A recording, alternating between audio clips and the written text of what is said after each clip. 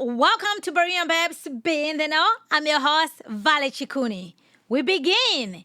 Kevin DeYoung has written an article about Doug Willson, and the title is called On a Culture War, Doug Willson and the Moscow Mood.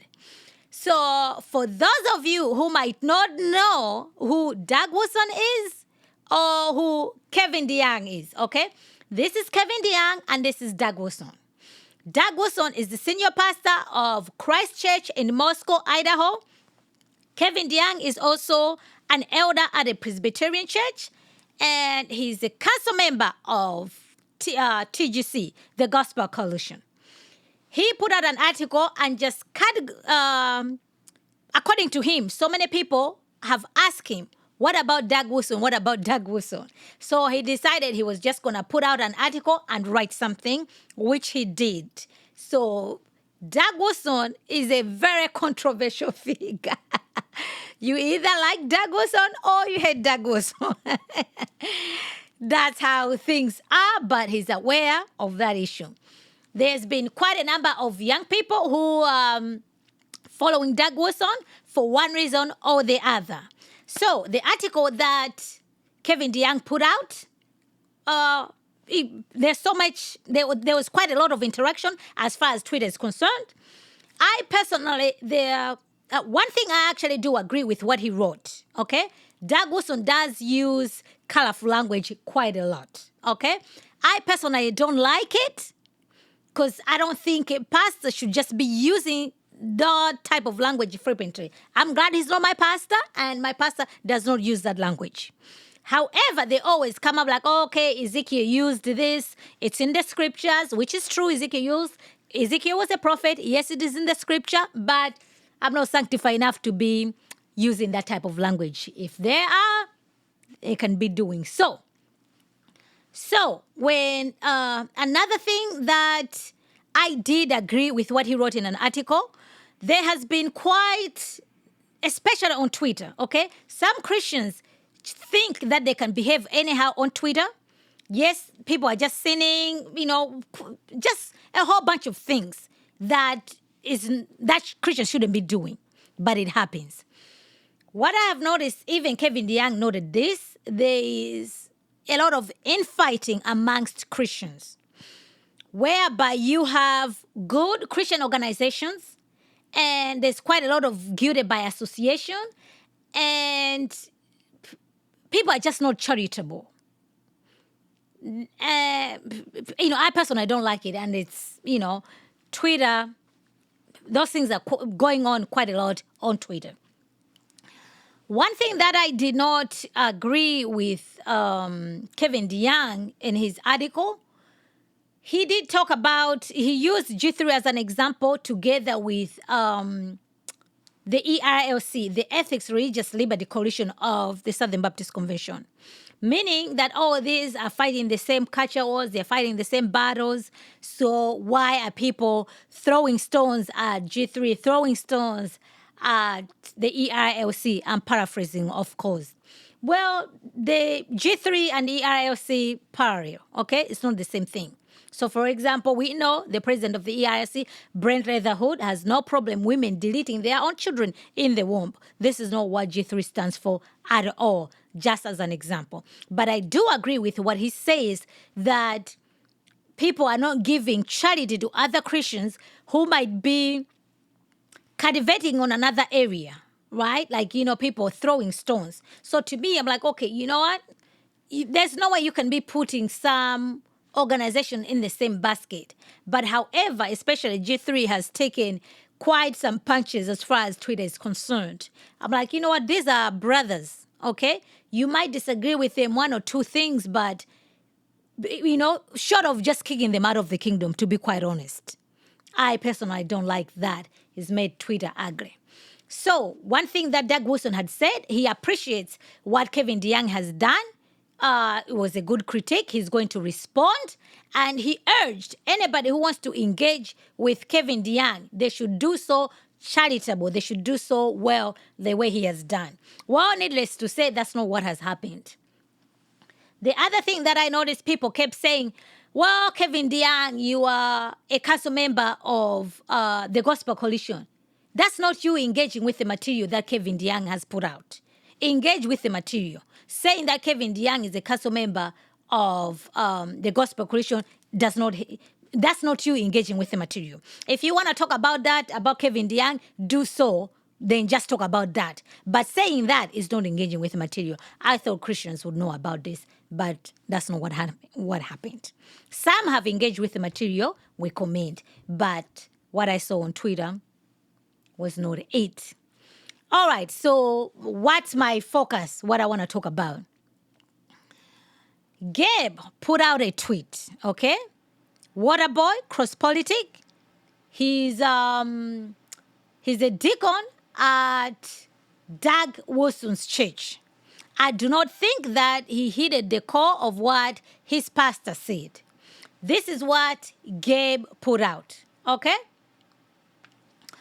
How many masculine, in emphasis, scare quotes, sit under pastors who save them grape juice for communion, ?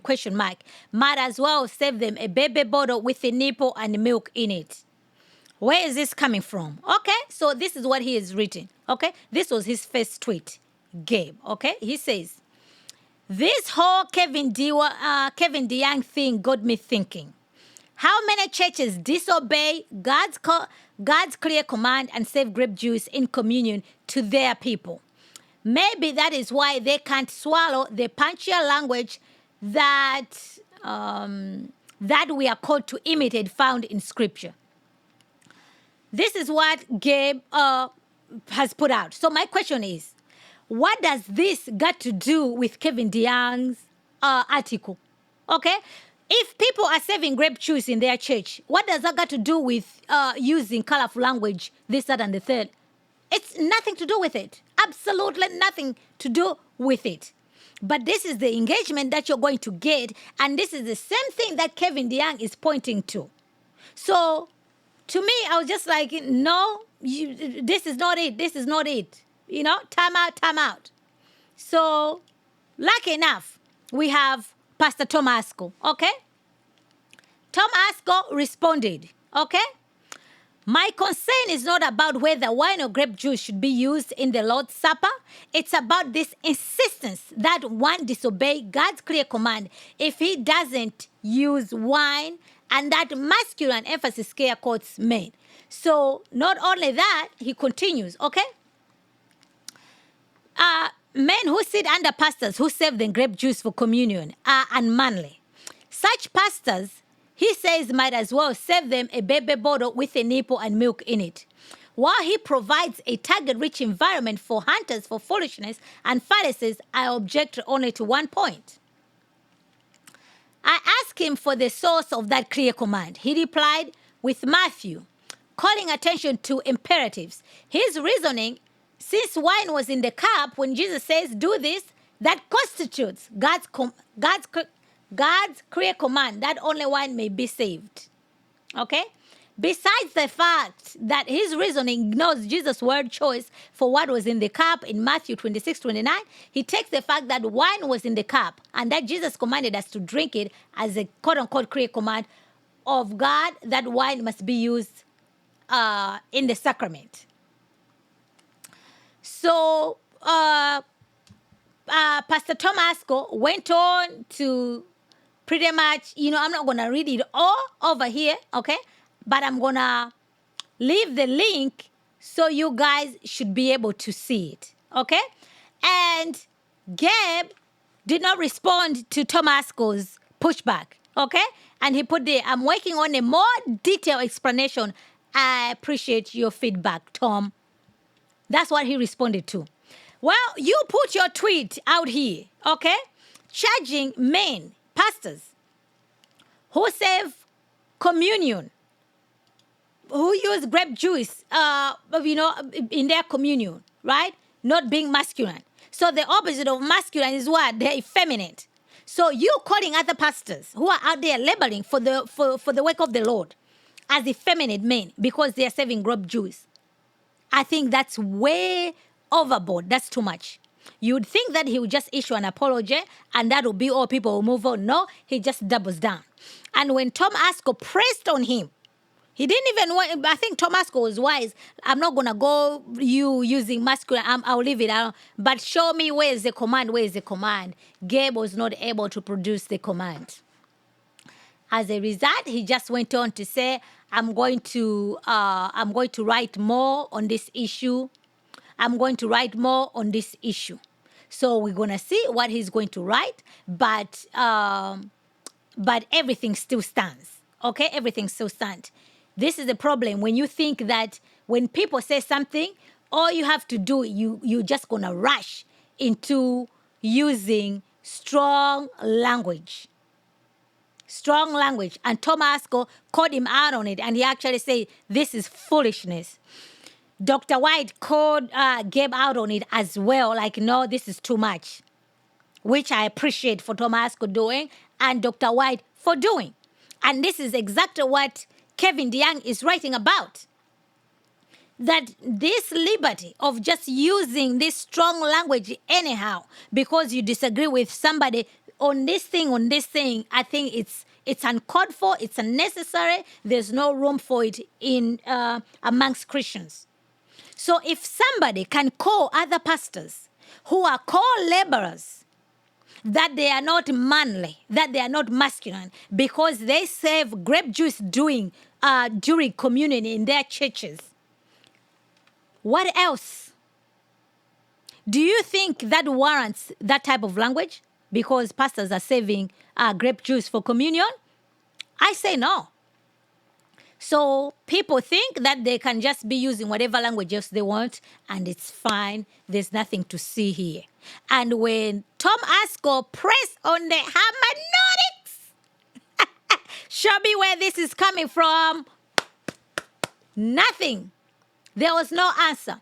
There was no answer. So to me, it tells me you're so quick in calling people using this big language of Ezekiel, but you're devoid of providing hermeneutics of the scriptures, which is more important. So now what they're doing, he's just going to save you with this shiny object using strong language. That way you're not going to be able to respond. But we're just like, no, let's just keep it biblically speaking over here. Okay? Let's put your feet to the fire. Show us the hermeneutics. Show us where these clear commands, where they are at. Yeah! Crickets! Crickets! Woo!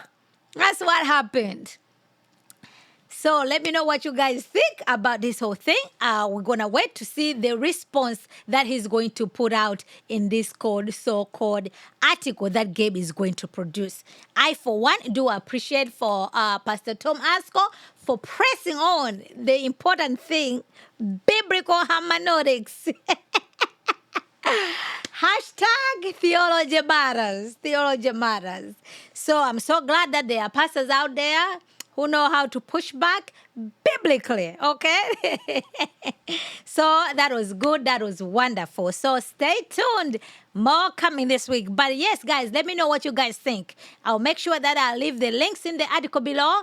You read it for yourself and leave me a comment. Let me know what you guys think about the whole thing. All right, that is all that I had for you guys today. Stay tuned. More coming this week. Until next time, remember to be in the know. Thank you.